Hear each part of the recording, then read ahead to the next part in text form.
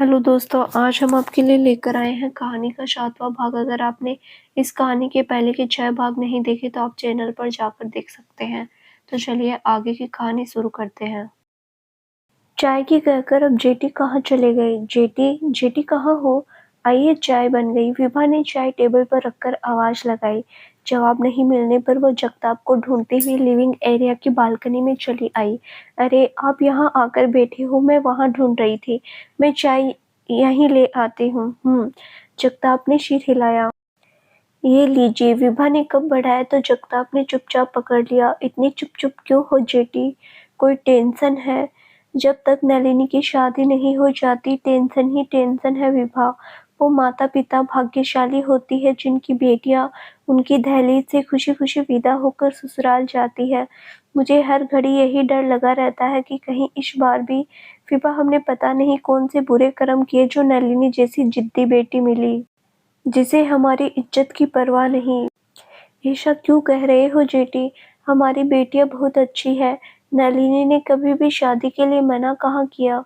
पहली बार नादानी में गलती हो गई, दूसरी बार मिहिर गायब हो गया। अब ऐसा कुछ नहीं होगा जेठी। हमारी वानी भी तो खुशी खुशी विदा हुई थी, खुशी खुशी। उस समय वानी की सिचुएशन एक तरफ कुआं और दूसरी तरफ खाई वाली थी। वो ना करती तो माता पिता की बदनामी होती और हाँ करने के बाद नलिनी के किए की सजा भुगतनी पड़ती तो जिंदगी बर्बाद थी। विवाह हमारी वानी अपने माँ बाप की इज्जत बचाने के लिए विदा हुई थी। खुश तो वो बाद में यश के व्यवहार की वजह से है। वो खुश है यही सोचकर आप भी खुश रहो। इसमें चिंता करने वाली क्या बात हो गई जेठी? मुझे चिंता वानी की नहीं नलिनी की है विभा। नलिनी ने तब भी हमें बदनाम करने में कोई कसर नहीं छोड़ी और आज भी उसके एटीट्यूड में कोई बदलाव नहीं। जतिन पैसे में थोड़ा कमजोर है तो उसे उसकी कमजोरी दिखाकर नीचा क्यों दिखाना? मुझे तो कभी कभी ये सोचकर डर लगता है कि ये लड़की फिर कोई कांड न कर दे। नलिनी ने तब भी जानबूझकर कुछ नहीं किया था जेठी। वो कॉफी पीने नहीं जाती तो आज अपने ससुराल में होती। ये तुम्हारी गलतफहमी है विभा। नलिनी क्यों गई थी इसकी रिपोर्ट राजन से मिल चुकी है मुझे। पहले अपनी शादी से गायब होना, फिर मिहिर का गायब होना। शादी में डॉक्टर मिहिर का हमसे, नलिनी से अजनबियों जैसा व्यवहार और वो लड़का गौतम। विभा, ये वही गौतम है जिसे नलिनी ने गायब होने से पहले कई बार फोन लगाया था। मैंने देखा सगाई के बाद भी नलिनी बार बार उससे मिलने जा रही थी। वो उसका कॉलेज फ्रेंड है जेठी। आप व्यर्थ चिंता कर रहे हैं। नलिनी जतिन के साथ खुश है। ऐसा तुम्हें लगता है विभा? जतिन नलिनी के साथ रहता है तो ये उसे अपने से छोटा दिखाने की कोशिश करती है। वो सीधा बच्चा है इसीलिए उसके ढंग समझ नहीं पा रहा। तुम नलिनी को ये बात अच्छी तरह से समझा देना। बाप के तरीके से चलेगी तो ही खुश रहेगी, वरना। इतना कहकर जगताप उठकर चले गए। जेठी, क्या समझाऊं उसे? जो डर आपको है वो रूपल की बात सुनकर अब मुझे भी है। मिहिर नलिनी की वजह से डिप्रेशन में चला गया था। ये बात अब आपको बता नहीं सकती, आपकी चिंता दोगुनी हो जाएगी। विभा ने मेड को बुलाकर खाली कप ले जाने को कहा। गौतम, नागपुर कब जा रहे हो? नलिनी गौतम को कॉल करके पूछती है। क्यों, तुम्हें मुझसे क्या काम है? बिना काम मिल नहीं सकते क्या? नलिनी ने पूछा। नहीं, क्योंकि तुम्हारी सगाई हो चुकी है। मैं भी आगे बढ़ने की सोच रहा हूँ। तुम भी अब जतिन के बारे में सोचो, वही तुम्हारे लिए अच्छा है। मेरे लिए क्या अच्छा है क्या बुरा ये तुमसे जानने की जरूरत नहीं गौतम। और क्या कहा तुमने? तुम आगे बढ़ने की सोच रहे हो? उस 2 कौड़ी की लड़की के साथ मुझे बॉयकॉट करके तुम हैप्पी लाइफ जीना चाहते हो, पर मैं ऐसा नहीं होने दूंगी गौतम। कौन हैप्पी लाइफ जीता है और कौन अंधेरी, ये तो वक्त ही बताएगा। Nalini, bye, take care. Gautam ने फोन कट कर दिया। पहले मिहिर, अब गौतम। रूपल, ये सब तुम्हारा किया धरा है। मैं अच्छी तरह समझ गई कि तुमने ही मिहिर को मेरे खिलाफ भड़काकर शादी कर ली और अब गौतम शिखा को मिलाना चाहती हो। मन ही मन बड़बड़ाते हुए नलिनी ने फोन बेड पर फेंक दिया। नलिनी, नलिनी, तभी विभा वहां आ गई। यस मोम। जतिन कब से तुम्हारा फोन ट्राई कर रहा है, कहाँ बिजी हो? मैं अपनी फ्रेंड से बात कर रही थी मोम। फोन इंगेज था तो जतिन थोड़ी देर वेट नहीं कर सकता था। आपको कॉल करके पूछने की क्या जरूरत थी? अभी सिर्फ सगाई हुई है, शादी नहीं जो मैं उसके बंधन में हूँ। मेरी मर्जी, मेरा फोन, मैं कहीं भी बिजी हो सकती हूँ। ये क्या तरीका है जवाब देने का? विभा नलिनी की उल्टी बात सुनकर सन्न रह गई। वो क्या गलत कह दिया मैंने? जतिन तुम्हें अपनी साथ मूवी ले जाना चाहता है, इसीलिए तुमसे तुम्हारी टाइमिंग जानना चाहता है कि तुम्हें कब टाइम है। तुम उसके कॉल का गलत मतलब निकाल रही हो। मुझे उसके साथ कहीं नहीं जाना, फोन आए तो मना कर देना। नलिनी, जतिन के साथ तुम्हारी सगाई हो चुकी है, तुम्हें उसे वक्त देना होगा। मैं इसके लिए बाध्य नहीं हूँ, मैं उसके साथ कहीं नहीं जाऊंगी। ये कहकर नलिनी मोबाइल लेकर बैठ गई।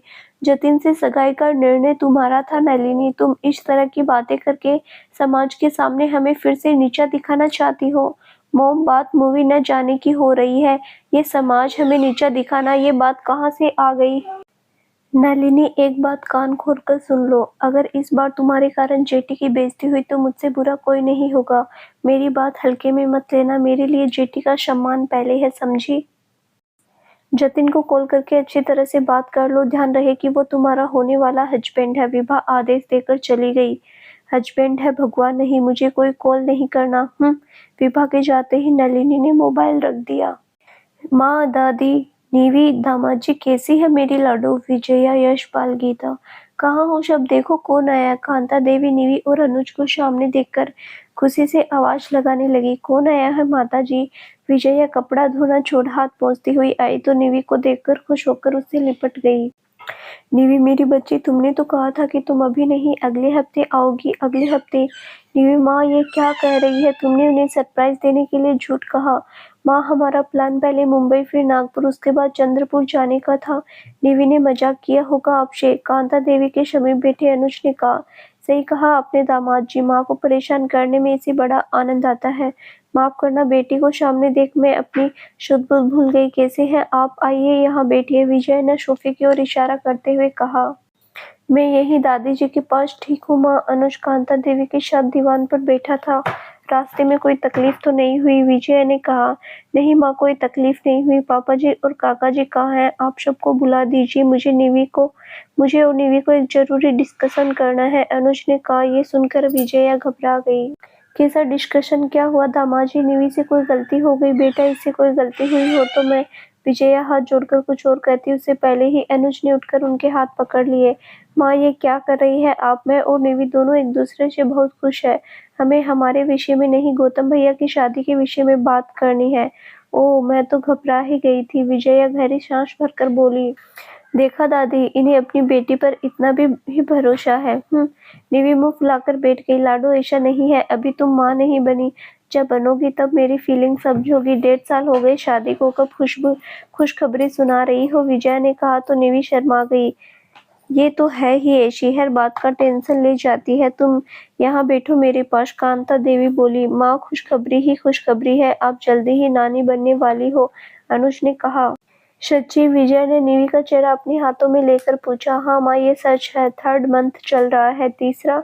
अभी इतना लंबा सफर करने की क्या जरूरत थी तुम्हें? बस इसीलिए आप लोगों को नहीं बताया माँ।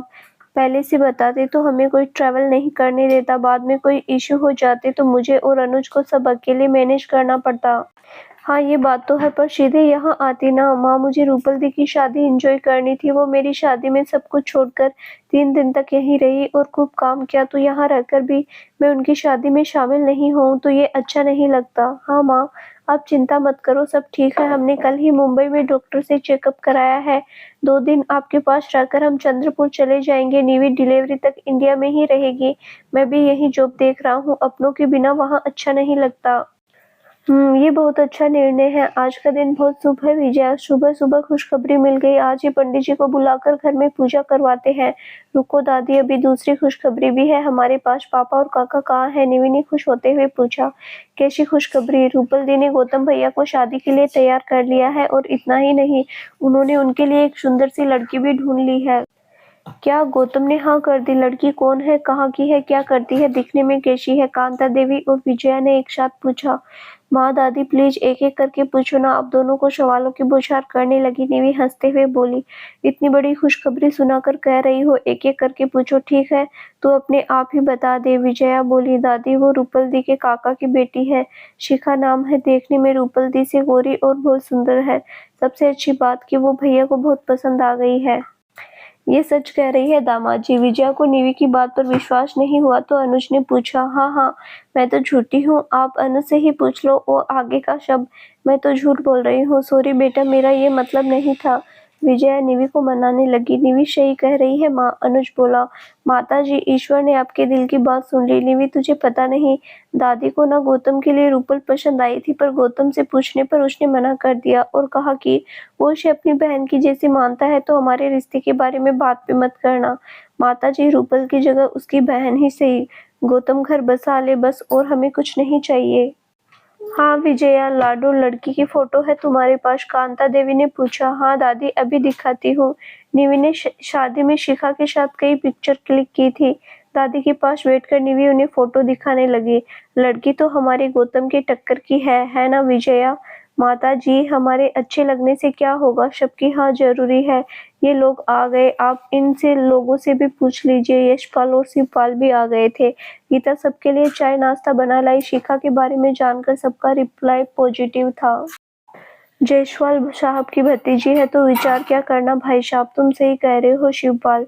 निवी, उन्हें मैसेज कर दो कि मीटिंग की डेट तय कर ले, हमें बता दे। गौतम की शादी हो जाए, उसे संभालने वाली आ जाए तो एक चिंता खत्म हो। ओके पापा, मैं अभी रूपल और सुमित्रा आंटी को अपडेट दे देती हूँ। निवी दोनों को मैसेज कर देती है। आप कहाँ गायब थे? जीवन के आते ही सुमित्रा ने प्रश्न किया। शर्मा जी मिल गए थे। कौन शर्मा जी? सुमित्रा ने पूछा। अरविंद के पापा मुंबई किसी काम से आए थे, मार्केट से टकरा गए। नागपुर की खोज खबर लेने में समय का पता ही नहीं चला। दामाद जी कब तक आने वाले हैं? शिखा, ये रख देना बेटा। जीवन ने मिठाई शिखा के हाथ में पकड़ाते हुए पूछा। पापा, थोड़ी देर पहले मिहिर का मैसेज आया था, वो बस आता ही होगा, आते ही होंगे रूपल। दामाद जी के लिए इस तरह के शब्दों का प्रयोग करो, वो अब तुम्हारा दोस्त नहीं पति है, सुमित्रा ने कहा। रूपल जायसवाल के बात करने का यही स्टाइल है मम्मी, रूपल ने सुमित्रा को छेड़ने के अंदाज में कहा।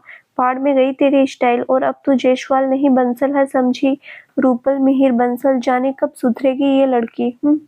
अरे वाह मम्मी, एक रात में बेटी की पहचान, उसके प्रति प्रेम सब बदल गया। पापा देख रहे हो, इन्हें तो हमेशा मुझ में गलतियां ही दिखती है। रूपल मुंह फुलाते हुए बोली। सुमित्रा, ये क्या बोल रही हो रूपल से? उसकी शादी हो गई है तो उसे अपनी पहचान बदल लेनी चाहिए। पहले तुम अपने आप को बदल लो सुमित्रा। तुम्हारी बेटी अब सिर्फ तुम्हारी बेटी नहीं, बंसल जी के घर की बहू बन चुकी है। हमारे घर में तो अब मेहमान बनकर ही आने वाली है। अब तो उससे प्यार से बात करना शुरू कर दो।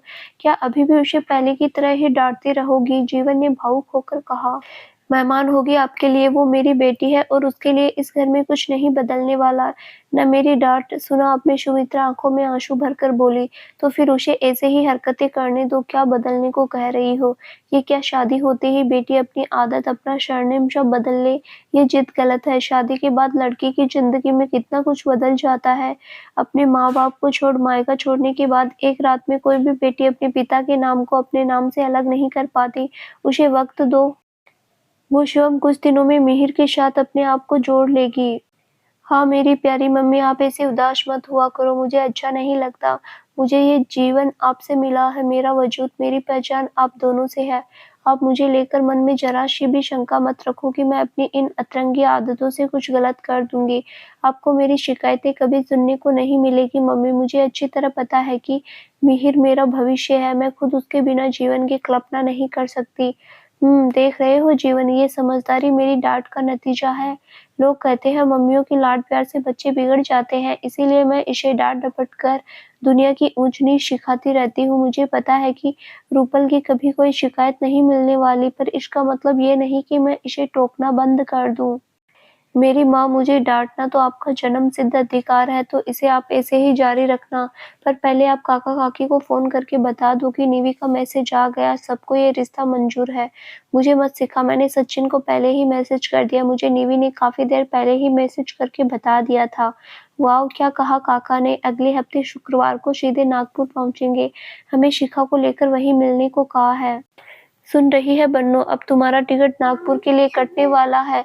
तुम भी एक डायरी में मम्मी की कही बातें नोट कर लेना। मम्मी की बातें कड़वी जरूर, पर उपयोगी साबित होती है, जीवन में बहुत काम आएगी। तू मेरा मजाक उड़ा रही है या सच में तारीफ कर रही है? सुमित्रा ने पूछा। मम्मी, मजाक क्यों उड़ाऊंगी? आपकी एक दो बातें ही उटपटांग रहती है। आपकी सिखाई रास्ते पर चलने का ही नतीजा है कि मुझसे मिलने के बाद लोग मुझे लंबे समय तक याद रखते हैं। आपके दिए संस्कारों की वजह से आज मुझे वो सब मिला जो मैं चाहती थी, रूपल कहते हुए सुमित्रा से लिपट गई।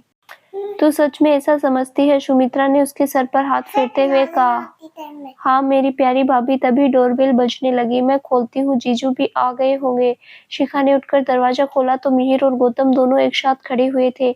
शिखा गौतम को देखकर मिहिर को नमस्ते करना ही भूल गई। कहाँ खो गई शाली साहिबा? गौतम के साथ मैं भी खड़ा हूँ, मुझे अंदर आने को नहीं कहेंगी?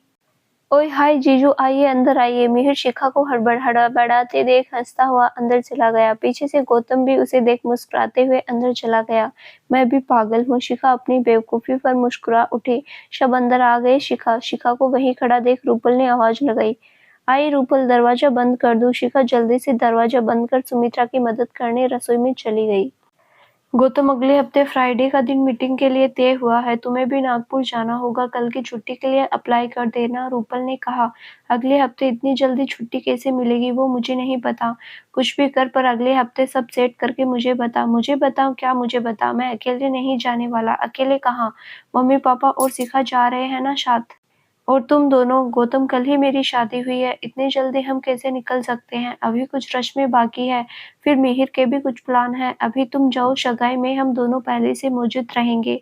रूपल सही कह रही है गौतम, हम लोग है ना साथ। अभी उसका चलना ठीक नहीं, जीवन बोले। गौतम, हमारी भाभी ने स्विट्जरलैंड की टिकट बुक करा दी है, अगर नहीं गए तो उन्हें अच्छा नहीं लगेगा, मिहिर ने कहा। ओके, एंजॉय योर ट्रिप, पर कोई बहाना नहीं चलेगा। ओके बॉस, आगे हम बिना बुलाए ही चले आएंगे, रूपल और मिहिर एक साथ बोले।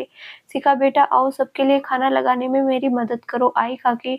सुमित्रा टेबल पर खाना लगाने लगी तो शिखा और रूपल दोनों उसकी मदद करने लगे। मॉम, पंडित जी क्यों आए हैं? नलिनी जिम से लौटी तो लिविंग एरिया में पंडित जी जगताप के इंतजार में बैठे हुए थे। तुम्हारे डैड ने बुलाया है। क्यों? तुम्हारी शादी की डेट फाइनल करने। शादी की डेट? मॉम, डैड को मेरी शादी की इतनी क्या जल्दी है? नलिनी ने पूछा। तुम नहीं समझोगी, विभा ने कहा। आप कारण बताएगी तो समझेंगी ना। कारण तुम्हारी जिद है नलिनी। जेठी को हर वक्त यही डर लगा रहता है कि फिर से तुम्हारे मन में कोई फितूर जाग गया तो उसे पूरा करने की जिद में तुम फिर कोई गड़बड़ ना कर दो। मोम, एक बार गलती से गलती हो गई, आप लोग क्यों बार बार वही बात करके मुझे टॉर्चर करते रहते हैं? नलिनी चिढ़कर बोली। हम टॉर्चर करते हैं नलिनी? तुम्हारे कारण सोते जागते उठते बैठते हम दोनों इसी चिंता में रहते हैं कि सब अच्छे से और जल्दी निपट जाए, 1-2 महीने में ही शादी की डेट मिल सके, इसीलिए उन्होंने पंडित जी को बुलाया है। 1-2 महीने क्यों, 1-2 हफ्ते के अंदर ही कर दो ना शादी। मेरे साथ आप दोनों की सारी टेंशन भी घर से विदा हो जाएगी। नलिनी ने कटाक्ष किया। कहाँ दूर जा रही हो विदा होकर? शादी के बाद तुम्हें और जतिन को यहीं रहना है हमारे साथ, तो शादी आज हो या कल क्या फर्क पड़ता है? मुझे अभी शादी नहीं करनी मोम, जतिन यहाँ रहे या कहीं और, मुझे उससे क्या मतलब? तुम्हें जतिन से कोई मतलब नहीं, इसका क्या मतलब समझो नलिनी? मतलब मुझे तो आपके पास ही रहना है मम्मा। विभा का सवाल सुनते ही नलिनी बात बदलती हुई उनके गले से लिपट गई। हाँ, मेरे पास ही रहना। अब खुश? बेटा, जतिन से तुम्हारे डैड ने बात कर ली, उसे साथ रहने के लिए मना लिया है। अब तो तुम्हें कोई प्रॉब्लम नहीं होगी, है ना? अब नलिनी के पास मना करने का कोई ऑप्शन नहीं बचा था तो उसने अपनी रजामंदी दे दी। जो डैड चाहे, मुझे कोई प्रॉब्लम नहीं। इतना कहकर नलिनी कमरे की ओर चली गई। जगताप आ चुके थे। विभा ने मेड को उनके और पंडित जी के लिए चाय नाश्ता रेडी करने के लिए कहा और वो भी वहीं बैठ गई। अगले महीने बसंत पंचमी को शादी का बहुत ही शुभ मुहूर्त है अग्रवाल साहब, पर मुझे लगता है ये शादी कुछ जल्दी हो जाएगा। मैं अभी और मुहूर्त देखकर बताता हूँ। पंडित जी फिर से पंचांग देखने लगे तो जगताप बोले, मत ढूंढिए पंडित जी, हमें यही मुहूर्त पसंद आया। क्यों विभा? जी पंडित जी, हम तैयारी कर लेंगे, आप तो अपने सामान की लिस्ट बनाना शुरू कर दो। आपको शादी के समय पूजन में क्या क्या सामग्री लगेगी? आपको प्रॉब्लम नहीं तो मुझे भी नहीं है। ठीक है, मैं लिस्ट आपको व्हाट्सएप पर दूंगा। चाय पीकर पंडित जी निकल गए। आंटी अंकल, आप सभी को माँ ने सीधे घर आने के लिए कहा है। ट्रेन नागपुर पहुंचने वाली थी। निवी का मैसेज पढ़ने के बाद गौतम रूपल की माँ से बोला, गौतम, हम तुम्हारे घर अपनी बेटी का रिश्ता लेकर जाने वाले हैं, रुक कैसे सकते हैं? पता है आंटी जी, पर हम लोगों के होते हुए आप होटल में रुके ये अच्छा नहीं लगता है। पापा ने कहा है कि अब हमारे घर के ऊपर वाला फ्लोर किराए पर नहीं उठा, इसीलिए आप अब सभी आराम से वहीं रुकिए। ठीक है, पर एक शर्त पर। कैसी शर्त? हमारे खान-पान की व्यवस्था हम स्वयं करेंगे। तुम मेरे बेटे जैसे हो गौतम, इसीलिए तुमसे हम ये बात कह सकते हैं। तुम्हारे माता-पिता और दादी से मना करने में बहुत अजीब लगेगा।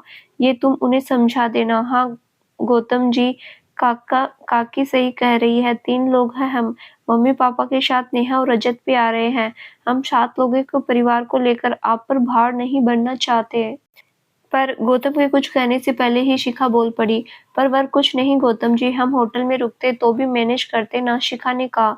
शिखा सही कह रही है गौतम, हम मैनेज कर लेंगे, जीवन ने कहा। अंकल जी आप कह रहे हैं तो मानना ही पड़ेगा। शिखा तुम जीत गई, गौतम ने उसकी आंखों में झांकते हुए मुस्कुरा कर कहा तो शिखा शर्मा गई। नागपुर पहुंचने से पहले ही गौतम ने निवि को फोन करके सब समझा दिया। अरे! ऐसे कैसे मेहमानों को खाने-पीने को न पूछे? हम अपने मेहमानों को भोजन कराए बिना खुद करेंगे तो पाप नहीं लगेगा शिवपाल? कांता देवी बोली। बुरा मानने की बात नहीं है अम्मा, उनकी जगह हम लोग भी होते तो यही कहते। बेटी का रिश्ता जोड़ने आ रहे हैं तो वो अपनी जगह सही है, हम उन्हें फोर्स करके दुविधा की स्थिति में नहीं डाल सकते। अरे गीता, घर में एक्स्ट्रा गैस का चूल्हा पड़ा है ना? हाँ जी, वही ना, जो निवि की शादी में खरीदा था, वो स्टोर में रखा है। ठीक है, चीकू के हाथ से ऊपर की रसोई में रखवा दो। एक काम करो, वहाँ कुछ जरूरत के बर्तन भी पहुँचा देना। तब तक मैं सिलेंडर फिट करता हूँ, वो लोग कहाँ परेशान होंगे, यही बना खा लेंगे। ये भी सही है, पंडित जी से आजकल मैं अच्छा सा मुहूर्त देखकर शगुन का लेन-देन कर लेते हैं। गौतम अधिक दिन रुकेगा नहीं, इसीलिए बसंत पंचमी को सगाई कर लेंगे। ये तो बहुत अच्छा रहेगा। अम्मा जी, देवर जी, ये गद्दे वाले का नंबर है, उन्होंने फ़ोन किया था तो बोला निकल चुका है, अभी तक आया नहीं। आप फ़ोन करके देखिए ना, कितनी देर में लेकर आ रहा है, विजया बोली। ठीक है भाभी। शिवपाल सिलेंडर लेकर चले गए। माँ लाओ ये बर्तन मैं रख देती हूँ। निवि ने आगे बढ़कर बर्तन उठाना चाहा तो विजया ने चपत लगा दी। छोड़ छोड़, चुपचाप वहाँ बैठ जा, दामाद जी के पास बड़ी आई, मैं रख देती हूँ। दामाद जी आप इस पर निगाह गड़ाए रखना ताकि ये सीढ़ियाँ न चढ़े। निवि तू प्रेग्नेंट है ये मत भूल, उधर बैठ तू, अब केवल आराम करेगी, समझी? माँ के अनुज के सामने तो न मारो। निवि को ठिनकते देख अनुज जोरों से हंसने लगा। हाँ हाँ, तुम इसी लायक हो। माँ ये कनाडा में भी ऐसा ही करती थी, डॉक्टर ने कितना कुछ समझा रखा था, पर ये अपने मन की ही करती है, इसीलिए तो यहाँ छोड़कर जा रहा हूँ। चंद्रपुर में मोम के डर से अपना ध्यान तो रखेगी। मिल गया मौका, तुम्हें तो चंद्रपुर में देखूंगी, निवि धीरे से अनुज से बोली। माँ ये कुछ कह रही है। अनुज ने विजया को आवाज लगाई। क्या कर रहे हो अनुज? माँ कुछ नहीं, आप अपना काम करो, निवि ने अनुज को घूरते हुए माँ को बोला। अनुज उसे ऐसे चिढ़ते देख अभी भी मुस्कुरा रहा था। बंसल हाउस में मिहिर स्विट्जरलैंड जाने के लिए रूपल की बैग पैक करने में हेल्प करते करते कहता है, नलिनी की शादी से पहले गौतम और शिखा की शादी हो जाए, वो अकेली रहे तो मुझे बहुत खुशी होगी। रूपल, क्यों मिहिर, तुम क्यों नहीं चाहते कि नलिनी की शादी हो? रूपल आश्चर्य से उसकी ओर देखकर पूछती है। नहीं, मैं सच्ची नहीं चाहता उसकी शादी हो। उसे सबके दिलों से खेलने का बहुत शौक है। काश कोई ऐसा मिले जो उसके दिल को तोड़कर उसे एहसास करवाए कि दगा देकर कैसा लगता है। उसकी तकलीफ देखकर हमें क्या सुख मिलेगा मिहिर? हमें उसका या किसी का बुरा नहीं सोचना चाहिए। मेरे सोचने से कुछ होता तो कब का हो जाता। अगर उसके साथ कुछ होगा तो उसके घमंड के कारण होगा।